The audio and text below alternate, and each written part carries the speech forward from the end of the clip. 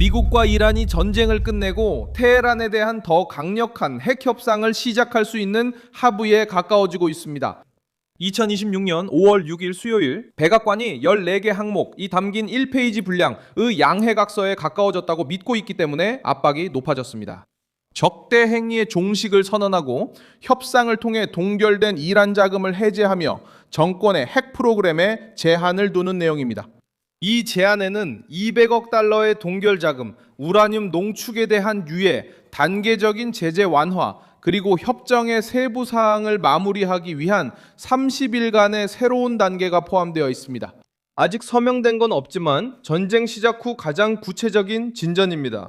곧 자세히 설명드리겠지만 채널을 구독하셔야 정확한 정보를 계속 받아보실 수 있습니다. 최고의 저널리즘 품질과 신뢰의 기준으로 실시간 정보를 전해드립니다. 협상은 도널드 트럼프와 관련된 미국 특사들, 그중 스티브 위트코프와 제러드 쿠슈너가 이란 당국자들과 중재자들, 특히 파키스탄과 함께 진행하고 있습니다. 워싱턴의 논리는 간단합니다. 전투를 중단하고 호르무즈 해협을 다시 열며 에너지 시장의 충격을 완화하고 동시에 이란이 농축 핵물질에 자유롭게 접근하는 것을 막는 것입니다. 백악관, 이슬라마바드와 제네바가 다음 협상 라운드의 가능성 있는 장소로 거론되는 가운데 이란의 핵심 사안에 대한 답변이 향후 48시간 내에 나올 예정입니다. 가장 민감한 쟁점은 우라늄입니다. 전해지는 정보에 따르면 워싱턴은 테헤란의 손에서 약 2,000kg의 농축 우라늄, 그중 약 450kg의 60% 순도의 우라늄을 빼앗으려 하고 있습니다. 이는 아직 핵무기에 사용되는 농도는 아니지만 이스라엘, 미국, 그리고 여러 걸프 국가들을 두렵게 하는 기술적 한계에 위험할 정도로 가까운 수준입니다. 그래서 200억 달러의 해제는 단순한 외교적 선물로 보이지 않습니다. 이것은 이란으로부터 실제 양보를 이끌어내기 위한 압박 수단으로 사용됩니다. 농축을 제한하고 더 강력한 사찰을 받아들이며 핵 위협을 줄이도록 하는 것입니다. 로이터 통신에 따르면 이란의 법의학 당국에 의하면 이란 내에서 3,000명 이상이 사망했습니다. 이스라엘에서는 이란과 레바논에서 발사된 미사일로 23명이 사망했으며 미국 군인 13명이 사망하고 300명 이상이 부상당했다고 로이터가 인용한 자료에 따르면 밝혀졌습니다. 호르무즈 해협에서 마르코 루비오 의원은 해상 위기 동안 최소 10명의 민간 선원이 사망했다고 밝혔습니다. 이 합의는 전쟁이 최대 압박 지점에 도달했기 때문에 이루어진 것입니다. 이란은 군사적, 경제적 포위를 벗어나지 못했지만 여전히 호르무즈 해협을 협박카드로 쥐고 있었습니다. 미국은 강하게 타격을 가하는 데 성공했지만 동시에 함선, 항공기, 병력을 상시 경계 태세로 유지하는 데 드는 비용도 감당해야 했습니다. 수천 명의 사람들이 걸프만의 선박에 갇혀 있고 수백 척의 선박이 통과를 기다리면서 전쟁은 군사적 영역을 벗어나 전 세계의 경제에 영향을 미치기 시작했습니다.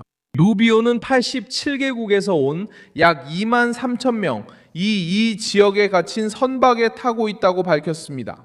이런 상황에서 트럼프는 호르무즈 해협을 통해 선박을 안내하는 미국의 작전인 자유 프로젝트를 일시적으로 중단했습니다. 하지만 군사적 압박은 끝나지 않았습니다. 미 해군은 계속해서 이란 항구를 봉쇄했습니다. 그리고 메시지는 분명했습니다. 테헤란은 지금 협상을 선택하거나 다시 압박을 받을 수밖에 없습니다. 호르무즈 해협을 세계 무역을 겨냥한 무기로 삼으려 하면 더 강력한 대응에 직면할 것입니다.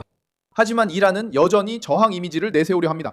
이란 의회 국가안보위원회와 관련된 대변인은 공개된 조건들을 미국의 희망사항 목록이라고 불렀습니다. 그리고 뉴 아라바의 인터뷰에 응한 소식통들은 협상이 아직 최종 합의에 이르지 못했다고 전했습니다.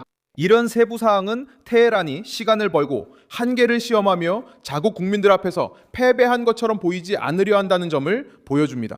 하지만 현실은 냉혹합니다. 봉쇄가 완화되지 않고 동결된 자금을 일부라도 회수하지 못하며 미국의 압박이 줄지 않는다면 정권은 더욱 고립되고 유지 비용도 더 커질 수밖에 없습니다. 이번 제안과 이전 합의들 사이의 차이점은 방법에 있습니다. 2023년 바이든 정부 시절 미국은 60억 달러의 이전을 허용했습니다. 한국에 있던 이란 자금을 카타르로 이전하는 것이었고, 이는 수감자 교환의 일환이었습니다. 정부 측은 이 돈이 인도적 무역에만 사용될 수 있으며 감독하에 이루어진다고 주장했습니다. 그럼에도 불구하고 이 합의는 거센 비판의 대상이 되었습니다. 왜냐하면 테헤란은 인질을 교환하고 동결 자금이 풀리고 눈에 띄는 전략적 비용 없이 협상을 마쳤기 때문입니다. 하마스가 이스라엘을 공격한 이후 미국과 카타르는 그 시점에 이란이 해당 자금에 접근하는 것을 막는 데 동의했습니다. 트럼프는 이제 또 다른 모델을 제시하려 합니다. 핵 제한이 걸릴 때만 돈이 들어오고 제재 완화는 양보가 있을 때만 이루어집니다. 전쟁이 끝나더라도 농축 우라늄에 대한 요구는 사라지지 않습니다. 이것은 압박이 깔린 협상입니다. 테헤란에 대한 신뢰가 아니라 요구입니다. 이 제안은 200억 달러를 핵 제한을 끌어내기 위한 도구로 바꿉니다. 그리고 정권을 기쁘게 하기 위한 선심성 조치가 아닙니다. 이 점이 가장 중요합니다. 이란은 돈과 경제적 탈출구, 걸프 지역에서의 재진출을 원합니다. 미국은 우라늄을 즉각적으로 접근할 수 없는 곳에 두기 원하고 감시와 장기적인 제한 기간을 원합니다. 역사적 기억은 이 순간의 중요성을 이해하는 데 도움이 됩니다. 1981년에 알제 협정은 이란에서의 미국인 인질 사태를 종식시켰습니다. 그 경우에는 미국인들의 석방이 동결된 이란 자산의 해제와 양국 간 금융 분쟁을 처리하기 위한 메커니즘의 창설과 함께 이루어졌습니다. 역사는 테헤란이 동결된 자금, 외부 압력, 그리고 정치적 생존이 한자리에 맞물릴 때 협상하는 경향이 있음을 보여줍니다. 지금의 차이점은 협상의 중심이 단순히 인질이나 오래된 채무가 아니라는 것입니다. 이번에는 전면전과 호르무즈 해협이 중심입니다. 농축 우라늄과 핵 위험입니다. 또 다른 예는 2015년 핵 합의에서 찾아볼 수 있습니다. 그때 이란은 핵 프로그램의 일부를 제한하는 대신 석유 부문을 포함한 제재 완화를 받기로 했습니다. 문제는 그 모델이 신뢰, 감시, 그리고 장기적인 정치적 계산에 의존했다는 점입니다. 2018년 도널드 트럼프가 미국을 그 합의에서 탈퇴시켰고 제재가 다시 부활했으며 이란은 다시 핵 개발을 진전시키기 시작했습니다. no enriquecimento. 워싱턴이 얻은 교훈은 명확합니다. 테헤란과의 합의는 강력한 검증, 신속한 처벌, 그리고 합의를 지키는 쪽에 분명한 이익이 있을 때만 효과가 있다는 것입니다. 다른 국가들의 사례도 이 논리를 더욱 뒷받침합니다.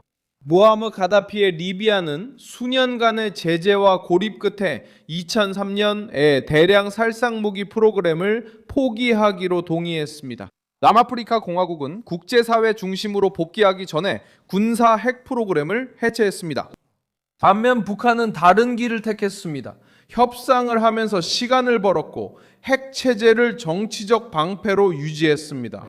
트럼프에게 주는 경고는 이것입니다. 이란과의 합의에 실질적인 사찰, 엄격한 기한, 분명한 대가 없다면 테헤란은 이 휴식을 외교적 항복이 아니라 숨 고르기로 사용할 수 있습니다. 이제 앞으로 무슨 일이 일어날지는 이란의 대응에 달려 있습니다. 테헤란이 양해각서의 기본을 받아들인다면 전쟁은 공식적인 중단 단계에 들어갈 수 있습니다.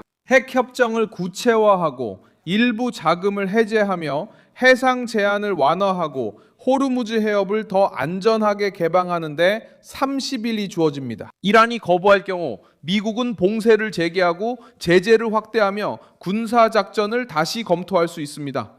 아나돌루의 보도에 따르면 워싱턴은 협상이 결렬될 경우 봉쇄를 복원하거나 군사 행동을 재개하는 선택지를 유지할 것이라고 합니다. 트럼프에게 이 합의는 이란 정권의 승리를 넘겨주지 않고 전쟁에서 벗어나려는 시도입니다. 이란에게는 완전한 패배를 인정하지 않으면서 경제적으로 숨 쉴 수 있는 기회입니다. 세계적으로는 걸프 지역의 석유, 무역, 항해에 대한 위협을 줄일 수 있는 가능성입니다.